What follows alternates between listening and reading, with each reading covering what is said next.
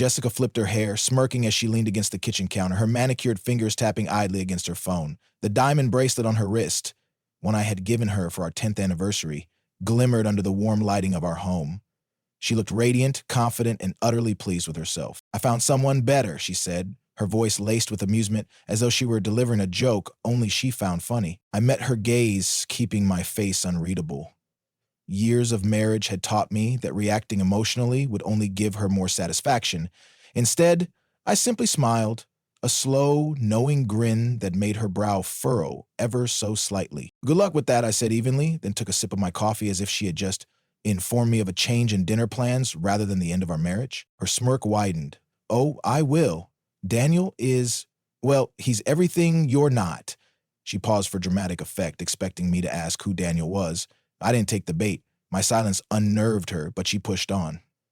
"He knows how to take care of a woman. He's ambitious, charming, and he actually enjoys the finer things in life."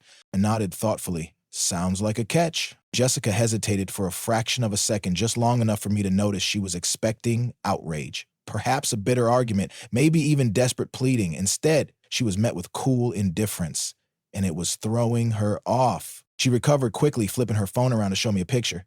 Daniel, flashy watch, tailored suit, a forced cocky grin that screamed overcompensation. I recognized the type immediately. I set my coffee cup down and met her eyes again. "You sure he's better?" Her smirk twitched, but she masked it quickly. "Oh, absolutely. And when I leave, I hope you don't take it too hard. I mean, you'll be fine, right? You always said money wasn't everything." Ah, there it was. The real reason behind all of this. Jessica had always liked luxury, but she liked the idea of limitless luxury even more. I had built a successful business, but I had been careful, measured. I wasn't the kind of man to blow money on sports cars or overpriced vacations just to impress. To Jessica, that meant I wasn't enjoying life. That she didn't know, of course, that Daniel wasn't as rich as he pretended to be. She didn't know about the prenup she had signed without much thought years ago, assuming it was just a formality. She thought she was upgrading, but in reality, she was making the worst trade of her life. I let my silence linger just long enough for her to feel a hint of unease before I pushed back from my chair. "Well, I hope you two are very happy together," I said casually. "You'll need it." The next morning, I filed for divorce. Jessica laughed when she saw the papers, thinking she had won. She wouldn't be laughing for long.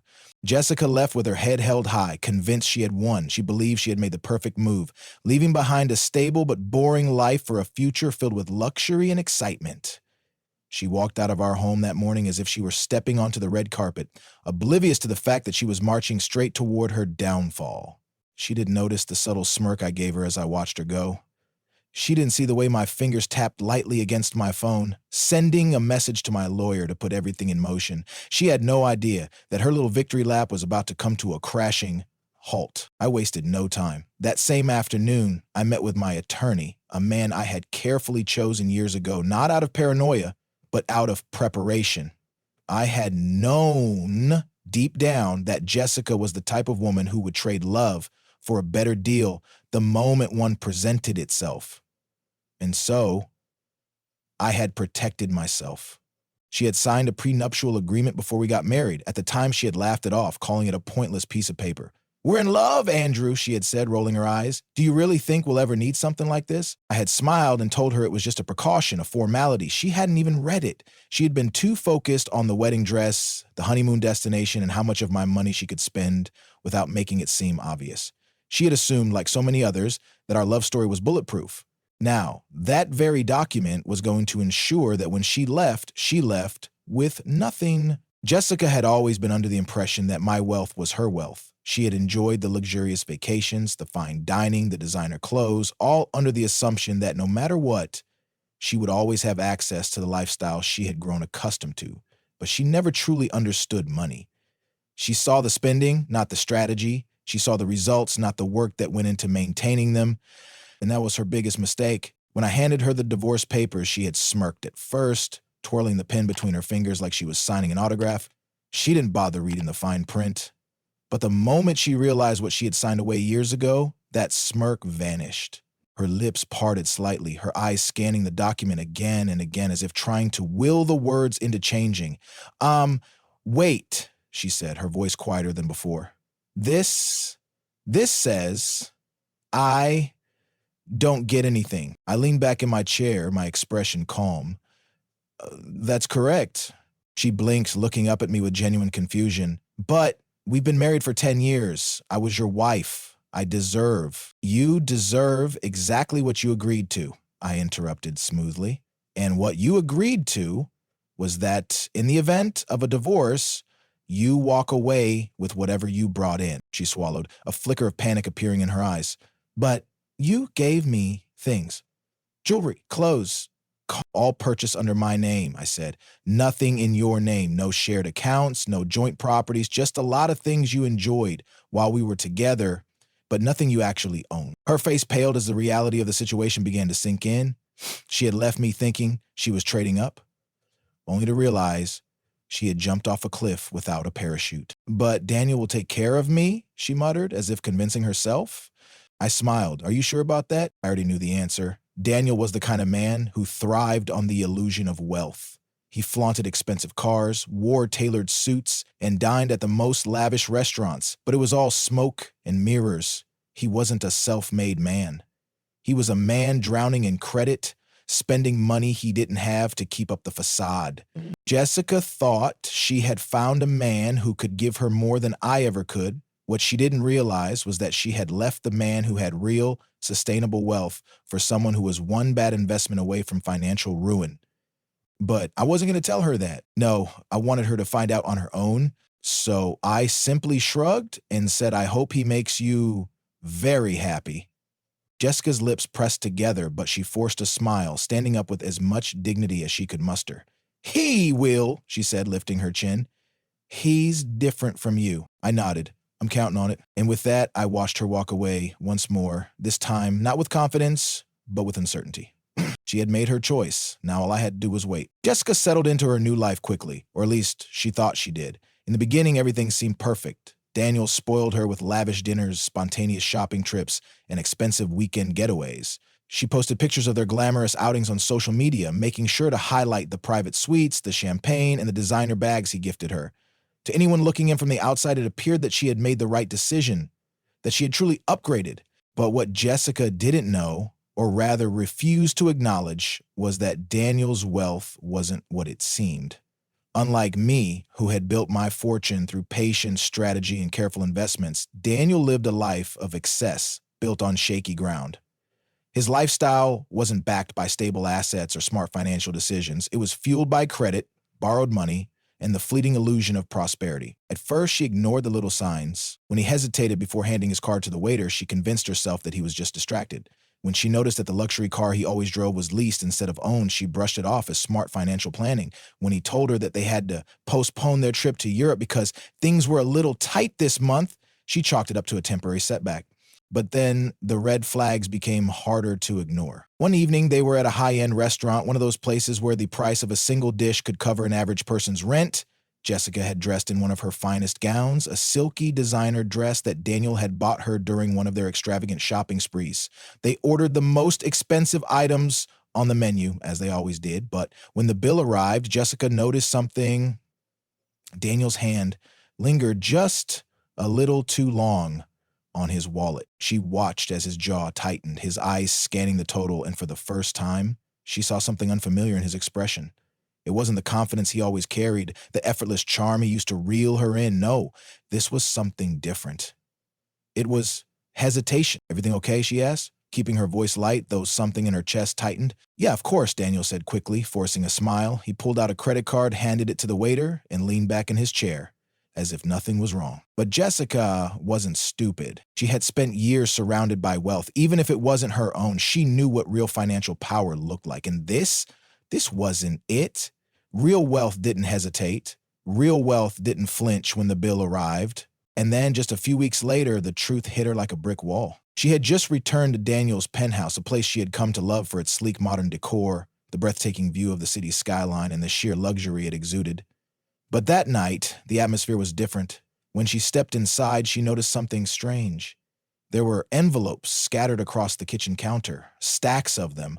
Some had been torn open in frustration, others remained sealed but unmistakably urgent. Furious, she picked one up and felt her stomach drop as she read the bold, capitalized letters printed across the top. Final notice, payment overdue. Jessica's breath hitched. She tore open another envelope, then another. The words blurred together as panic set in. Outstanding balance, delinquent account, immediate payment required. She staggered back, her mind racing. This was impossible. Daniel was rich. He had promised her a life of luxury, a life better than the one she had left behind. But as she stood there, surrounded by undeniable proof of his financial ruin, reality crashed down on her like a tidal wave. Jessica, what the hell are you doing?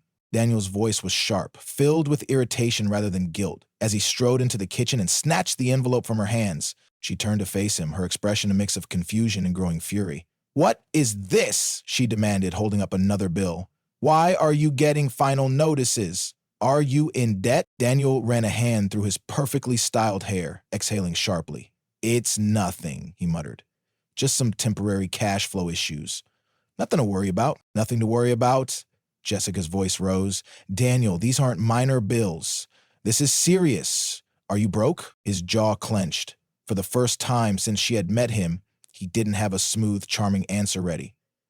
That silence was all the confirmation she needed. Jessica felt her stomach churn. How had she not seen this before? How had she been so blind? And then a much darker realization hit her. If Daniel was struggling financially, what did that mean for her? Her entire reason for leaving me had been built on the idea that she was upgrading. She had assumed that Daniel would be her financial safety net, that she would never have to worry about money again. But now she was standing in the middle of a collapsing fantasy, watching it crumble around her. The reality of her situation became painfully clear a few weeks later when Daniel finally snapped. The money had run out. His credit cards were maxed, the fancy dinners stopped, the expensive gifts disappeared, the penthouse, the car, the extravagant lifestyle. It was all slipping away. And so was he. One evening, after yet another argument about finances, Daniel turned to her with an expression colder than she had ever seen. "Jessica, I think it's time you find somewhere else to stay." The words hit her harder than she expected. "What?" "You heard me," he said, his voice devoid of the affection he had once showered her with. "I can't afford to take care of you anymore. You're on your own." She stared at him in disbelief. "Daniel, you promised." "I promised you a good time," he cut in, shrugging. "Not a lifetime of taking care of you." And just like that, Jessica realized she had lost everything. The wealth she had chased, gone. The man she had left me for, abandoning her the moment things got difficult. The security she thought she had ensured for herself, it had never existed in the first place. Panic clawed at her chest. There was only one person left she could turn to. Me. With shaking hands, she picked up her phone, scrolled to my number, and hit call. It rang and rang and rang until it went to voicemail. Her heart pounded. She tried again. No answer. I had seen the call. I had watched her name light up my screen, and I let it ring. Jessica sat on the edge of the cheap motel bed, her phone clutched tightly in her trembling hands. The room was a far cry from the luxury she was used to. Dim lighting, outdated furniture, a musty scent that clung to the air. The thin, scratchy sheets beneath her felt like sandpaper compared to the Egyptian cotton ones she had once taken for granted. But the worst part wasn't the room. It wasn't the eerie silence or the flickering neon sign outside the window. The worst part was the waiting. She had called me 5 times. 5 long, desperate attempts to reach the one man who had always been there for her. The husband she had walked away from believing she was stepping into something better. The husband who had never denied her anything. Until now, the silence on the other end of the line was deafening. Jessica's heart pounded as she stared at the screen. Voicemail again. She tried to convince herself that maybe I hadn't seen the call, that maybe I was busy. But deep down, she knew. She wasn't just being ignored. She was being discarded. The way she had discarded me. A lump formed in her throat. She blinked back tears, her pride warring with her growing desperation. She didn't want to beg. She didn't want to need me. But she did. With a shaking breath, she tried again. The call rang once before going straight to voicemail this time. Block. A sob escaped her lips. This couldn't be happening. She had never imagined this outcome. In her mind, she had always assumed I would be her safety net. No matter what, I would always be there. Even if things with Daniel hadn't worked out, she had expected that I would still love her enough to let her come back. That I would forgive her, that I would save her. But I hadn't. Instead, I had done what she never thought possible. I had let her fall. Jessica dropped the phone onto the mattress, her mind racing. What was she supposed to do now? She had no money, no job, no real friends. The women she used to meet for brunch and shopping sprees had stopped answering her texts the moment Daniel's financial troubles became public knowledge. They had moved on to the next woman with a rich boyfriend, leaving Jessica behind, like last season's fashion. Her credit cards had been declined earlier that evening when she tried to book a better hotel. Her savings, non-existent. She had spent everything, assuming that Daniel's wealth would always support her. Now, she had nothing. The realization made her feel sick. She never had a backup plan. And Daniel? He had thrown her out as soon as it became clear that she wasn't an asset anymore. "I can't afford to take care of you," he had said with a casual shrug. "You're on your own." The words rang in her ears, making her stomach twist. Just a few months ago, she had been laughing at me, mocking my practicality, my careful spending, my refusal to throw money away on flashy luxuries. She had been so sure she was making the right choice. Now she was sitting in a dingy motel room, alone, with no one to turn to. Jessica sucked in a shaky breath, forcing herself to think. There had to be a way out of this. Maybe I just needed time. Maybe if I saw her in person, face to face, I wouldn't be able to turn her away. That thought gave her a flicker of hope. Yes, that was it. I just needed to see her. I had always been soft when it came to her. I had loved her too much, given her too much. She just had to remind me of that. She grabbed her purse, one of the last designer items she still owned, and rushed out of the motel. A familiar door, a different feeling. Standing in front of my house felt surreal. The place she had once called home now seemed foreign. The perfectly manicured lawn, the warm glow of the lights inside, it all felt untouchable. For a split second, she hesitated. What if I didn't let her in? No, she couldn't think like that. Lifting her hand, she knocked on the door. The seconds stretched. Her pulse pounded. Then finally the door opened. But it wasn't me. Jessica's breath caught in her throat as she took in the sight of the woman standing in the doorway. Younger, stunning, wearing one of my old dress shirts, her old dress shirts now apparently. The way it hung loosely off the woman's shoulder told Jessica everything she needed to know. Jessica's stomach dropped. She had been replaced? "Can I help you?" the woman asked, tilting her head slightly, her tone polite but indifferent. Jessica opened her mouth, but no words came out. Then, before she could even process what was happening, I appeared, calm, composed, the same way I had been the last time she saw me. But there was something different now, a quiet finality in my expression. Jessica's throat tightened. "Andrew, I simply raised a hand. A silent stop. There was no anger in my eyes, no resentment, just indifference. That hurt more than anything. She had expected fury, she had expected accusations. She had even braced herself for cruelty. But I didn't care enough to give her any of that. "Jessica," I said, my tone measured, controlled.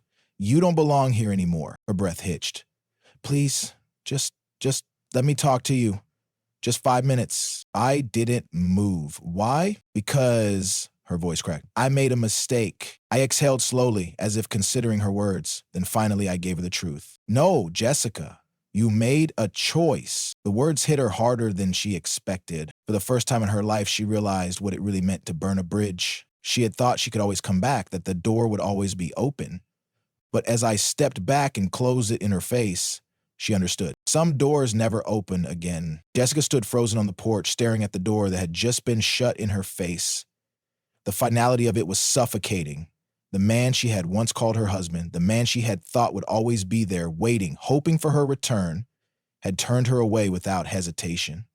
Not with anger, not with bitterness, but with indifference. And that was what hurt the most. For a long moment, she didn't move. The sounds of the night filled the air around her. The rustling of trees, the distant hum of a car passing down the street, the faint laughter of a couple walking nearby. It was all so normal, yet her world felt like it had collapsed. Her fingers clenched around the strap of her purse, her breath shaky as she struggled to process what had just happened. She had come here believing she could fix things, that I would see her and remember what we had.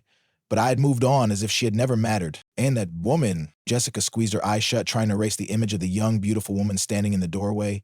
The woman who now wore my shirt, the woman who had taken the place Jessica had always assumed would belong to her forever. How had it come to this? She had thought she was trading up, that leaving me would be the start of something greater, something more fulfilling. She had believed she was destined for a better life, one filled with luxury and excitement. But now she had nothing. No Daniel, no money, no home, no safety net. And now No, Andrew. Jessica turned slowly, making her way down the steps, her heels clicking softly against the pavement. Each step felt heavier than the last, as if she were walking deeper into the consequences of her own choices. She had always been the one who controlled situations, who dictated how things would play out. Even when she had left me, she had convinced herself that she was the one in charge.